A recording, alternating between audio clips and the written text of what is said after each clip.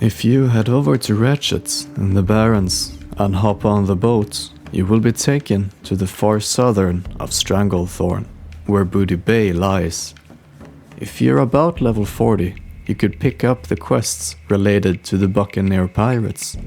Making your way to the pirate ships, you'll find yourself on the wild shore. Most who have done these quests have probably missed a subtle detail in the sand. A small, half-buried green bottle. You can open this bottle, wherein you'll find a message, the torn note.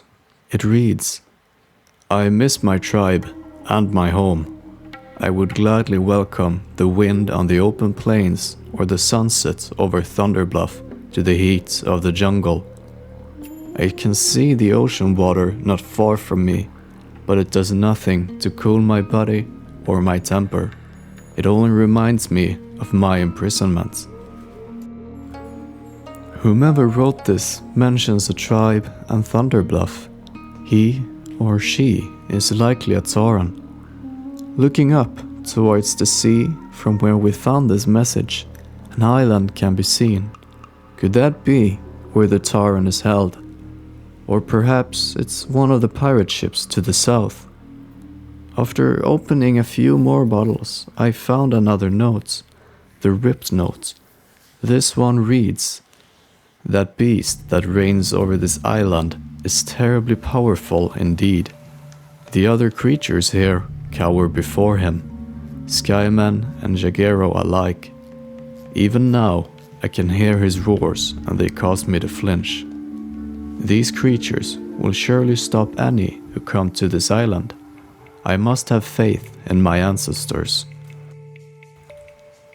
This one is much clearer. It refers directly to the island. These creatures mentioned sounds like a jaguar and a bird of some sort. The final line, "faith in my ancestors," suggests a Tauren yet again. Perhaps the same, but at a different time in history.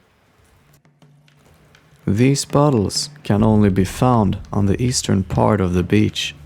This means that whenever you look up over the ocean, just as you open a bottle, an island will be visible. As I realized more than one note could be found, I kept searching for more bottles. Suddenly, I found something, a carefully folded note. It reads, and in fairly good handwriting.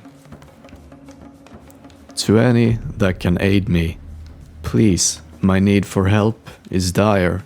A great Skymane holds me captive on an island in the South Seas. The stars at night are foreign to me and obscured by the jungle trees. But on the clearest days, I can see the wild shore to the northwest and what seems to be large sailing ships to the southeast. I beg of you, my would-be savior, please help me." Our suspicion was correct. There is indeed someone on that island being held captive. Or at least, there was.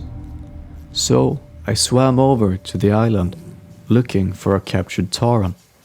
As I approached, I realized the island was named Jaguero Isle. And indeed, the first thing I approach is a level 50 stealthing Jaguero stalker. I thought the named beasts referred to two great ones, not a whole island filled of them. The Skymanes turned out to be silverback gorillas, hence the name, not birds. Soon, I found the one I came for.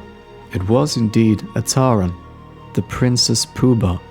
She stood atop a small hill of the northeastern part of the island. She had made a small camp, and she seemed not at all in dire need of help. Then I noticed a ball and a chain to her feet. The follow-up quest is a red elite quest for me.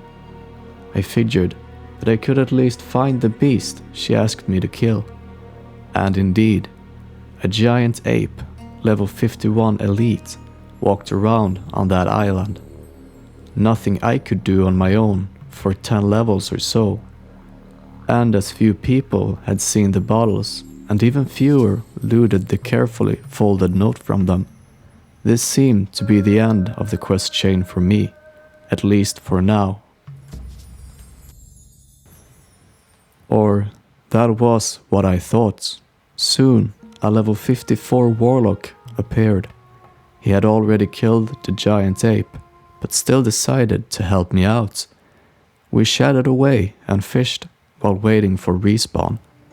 When I offered him a tip as thanks for helping me, he said that it was fine, and that the game is about helping each other, even though a lot of people haven't realized that. And I could only agree. Helping each other is what creates a strong community among the players. A big thanks to Istepa for the help. We killed the king, and I could loot the key. I turned it in and received my reward. She stated that if she could, she would allow me to join her tribe. But as for now, this was what she could offer. Finally, she said, "Thank you again for your aid. May the wind always be at your back during your travels," and then had nothing more to say to me. Meanwhile, she finally is saved and the king is dead. That still leaves questions. Who is she? And why is she there? It turns out there was a third note I had missed. The crumbled note, which read, "Fleeing from the Sansel in that rotting boat seemed wise at the time, but I start to think death would have been a more suitable fate. I thought my ancestors had granted me a boon by allowing me to escape their wrath, but now I wonder what wisdom shall I gain if I live through my imprisonment." So, she was captured by Sansel and fled. But how did she end up there in the first place? If she is truly a princess and her home is Thunderbluff, then she must be the daughter of Karen Bloodhoof.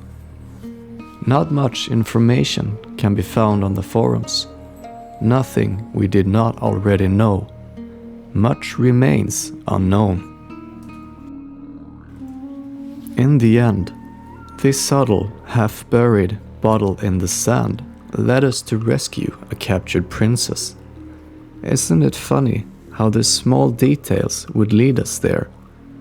What if we wouldn't have bothered investigating that small green object in the sand?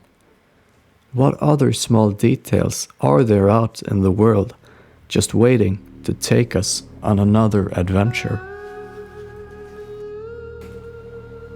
Meanwhile, the Princess Puba was rescued. We still know almost nothing about her. If you know something I missed or have a speculation, please share that in a comment below. I hope you found this story interesting. And finally, leave a like if you enjoyed and subscribe for more.